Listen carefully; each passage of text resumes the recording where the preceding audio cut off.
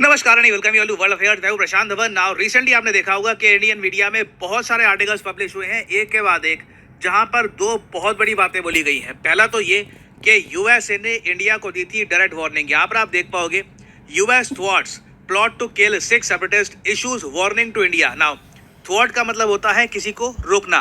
तो बताया ये जा रहा है, मीडिया रिपोर्ट्स ये कह रही है कि यूएसए ने इंडिया का जो एक प्लान था एक 6 सेपरेटिस्ट को मारने का, इसको ब्लॉक किया और उसके बाद इंडिया को वार्निंग भी इशू करी कि अगर आपने ऐसा किया फिर से तो ये ठीक नहीं होगा। ये मैं कहूँगा अपने आप में बहुत कंसर्निंग बात है। ना अगेन अभी तक यूएसए ने इसको लेकर ऑफिशियली कुछ कहा नहीं है, ना इंडिया ने कहा है, बट मीडिया रिपोर्ट्स दावे से कह रही है कि जो 6 फॉर जस्टिस का लीडर है पन्नू, जिसने रिसेंटली एक आतंकवादी हमले की धमकी दी थी एयर इंडिया पर, आप सबको याद होगा मैं इसकी बात कर रहा हूं।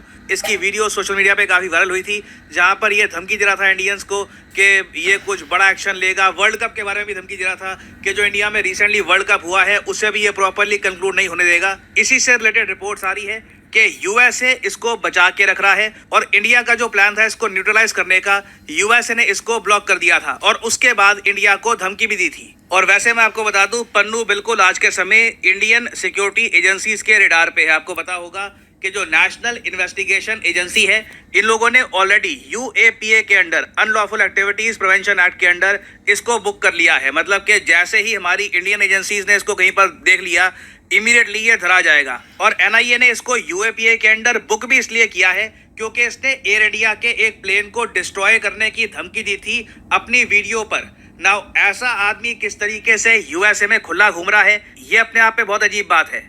क्योंकि एक टाइम पर, बिल्कुल अगर हम हिस्ट्री में देखें ना, एक टाइम पर यूएसए और पाकिस्तान ने मिलकर जो खालिस्तान का इशू है ये इंडिया में खड़ा किया था।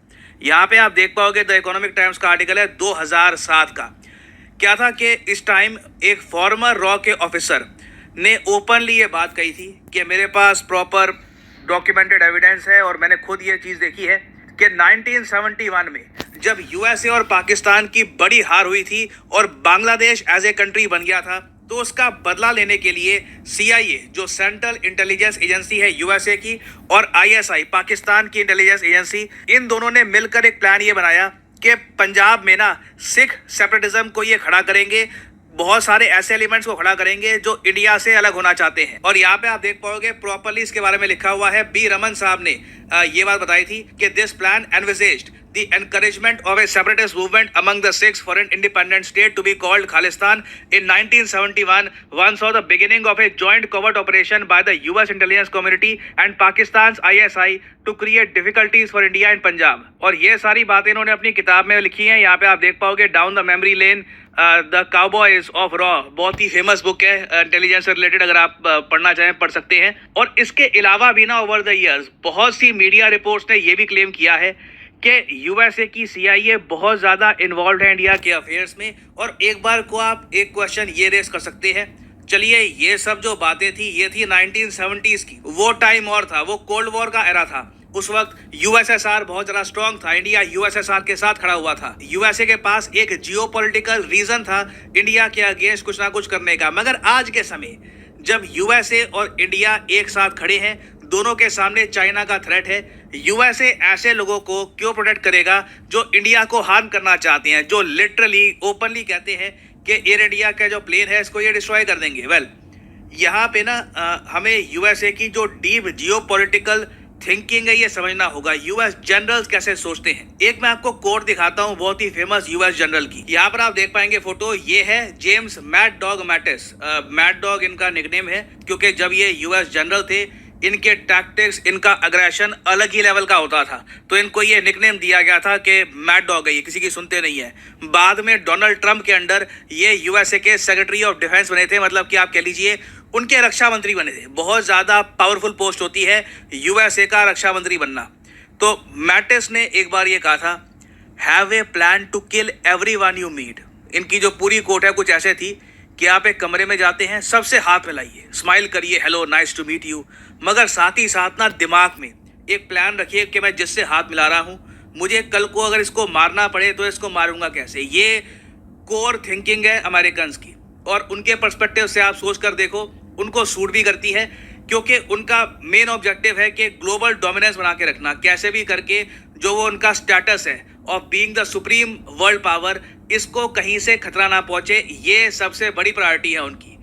यूएसए की मेन प्रायोरिटी ये नहीं है कि इंडिया यूएस रिलेशंस को वो कहीं और लेकर जाएंगे, दोनों मित्रों की तरह रहेंगे और बस जय वीरू वाली दोस्ती होगी, ऐसा कुछ नहीं है। कल को मान लीजिए इंडिया लगातार ग्रो करता रहता है, जो ग्रो करता रहेगा, इंडिया बहुत ही जल्द दुनिया की तीसरी सबसे बड़ी इकोनॉमी बन जाएगी। कुछ 1-2 दशक बाद हमारा जो डिफरेंस है यूएसए के साथ in terms of nominal GDP, ये भी काफी हद तक कम हो जाएगा। इंडिया कॉन्स्टेंटली ग्रो करता रहेगा। कल को अगर मान लीजिए, हाइपोथेटिकली स्पीकिंग, इमेजिन करके देखिए, ये मैं आपको कोई यूनिक सिनेरियो की बात नहीं कर रहा, मान लो कल को चाइना में कोई ऐसा लीडर आता है, वो इंडियंस को कहता है कि चलिए आज के आज बैठ के हम एक प्लान बनाते हैं कि जो भी बॉर्डर को लेकर डिसएग्रीमेंट्स हैं, हम 1-2 महीने में इनको सॉल्व कर देंगे। जो जमीन आपको चाहिए, आप लो, जिस जमीन को लेकर डिस्प्यूट है, चलिए कुछ एक सिंपल सा फॉर्मूला निकालते हैं, खत्म करते हैं सारे इशू को, बॉर्डर पे पीस लाते हैं और दोनों कंट्रीज फिर मिलकर काम करेंगे। कल को ऐसा कोई चाइनीज लीडर कह देता है और इंडिया चाइना के साथ हाथ मिला लेता है, याद रखिएगा इंडिया ऑलरेडी ब्रिक्स का मेंबर है, एससीओ का मेंबर है, तो ये मैं आपको ये नहीं कह रहा कि कोई इम्पॉसिबल सिनेरियो है, कल को हो सकता है। यूएसए उस केस में क्या करेगा कि पहले तो चाइना से डील करना ही था, अब इंडिया चाइना के साथ और खड़ा हो चुका है, फिर वो क्या करेंगे? तो कहीं ना कहीं देखिए यूएस अपने एसेट्स बनाकर रखेगा। एक इंडिया की जो आप कह लीजिए वीकनेस है, जो लोग इंडिया को तोड़ना चाहते हैं उनके साथ यूएस कहीं ना कहीं डीप रिलेशंस बनाकर रखेगा कि कल को अगर इनको मान लो अपने मित्र के साथ भी कुछ करना हो तो ये करे। ये जो सोच है, it is very much ingrained in the US philosophy के have a plan to kill everyone you meet. तो कहीं ना कहीं देखिए ये एक ट्रू फेस है यूएसए का। और अगर आप सोचते हैं वाह दुनिया कितनी अनफेयर है, यूएस ऐसा निकला, देखिए हर major super power in the end इसी तरीके से ऑपरेट करेगी, इस पे सरप्राइज होने वाली बात नहीं है। नीड यही है कि हम बस एक रियलिटी में जिए, रियलिस्टिक अप्रोच रखें, ज़्यादा इमोशनल ना हो। जियो पॉलिटिक्स में इमोशन का आपको कोई स्कोप मिलेगा नहीं। और अभी इस टॉपिक से रिलेटेड देखना होगा कि यूएस की तरफ से क्या स्टेटमेंट आती है, यूएस यहाँ पर क्या कहता है। अगर यूएस जेन्युइनली कह देता है कि हाँ जी हमने ये सब किया था, तो इससे ऑब्वियसली इंडिया यूएस रिलेशंस को भी एक बहुत बड़ा सेटबैक लगेगा। तो देखना होगा कि इवेंचुअली यहाँ पर यूएस की तरफ से क्या क्लैरिफिकेशन आती है कि क्या यूएस ने जेन्युइनली ऐसा किया था और क्या इन्होंने उसके बाद इंडिया को एक वार्निंग भी इशू करी थी या नहीं। तो कुछ अपडेट्स आती है in the future regarding this, तो मैं आपके लिए अपडेटेड वीडियो ले आऊंगा। और